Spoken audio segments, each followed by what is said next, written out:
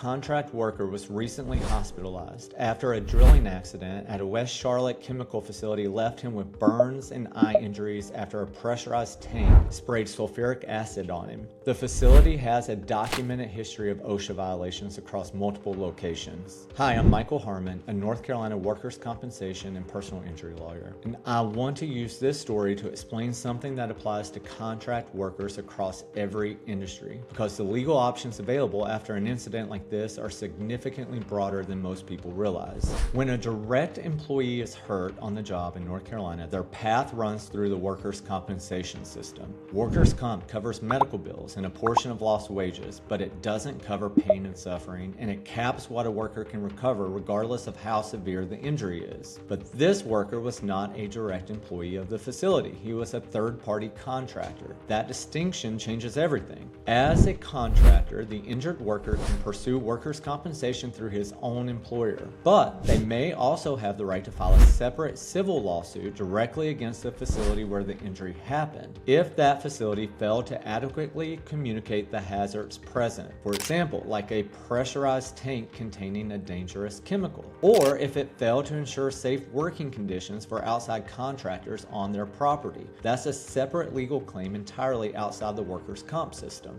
A civil claim opens the door to recovering pain and suffering, full lost earning capacity, and other damages that workers' comp simply doesn't provide. Prior OSHA violations become directly relevant in a civil claim. When a facility has a documented history of safety violations and a worker is later seriously injured, that record is evidence of a pattern, one that speaks to whether the facility was taking its safety obligations seriously before the incident ever occurred. OSHA fines are frequently a fraction of what the actual harm cost an injured worker. A fine of a few hundred or a few $1,000s doesn't come close to accounting for severe chemical burns, permanent eye damage, or the long-term impact on someone's ability to work. The civil court system is where full accountability for the harm can actually be pursued. For any contractor injured at a job site that's not their own employer's facility, the steps taken immediately after the incident matter enormously. Reporting the injury in writing, documenting the scene and conditions that caused it, preserving any safety communications or instructions that were or were not provided before the work began, and understanding that both a workers' comp claim and a civil claim may be available simultaneously. Those are the things that protect a contractor's full legal rights after a serious workplace injury.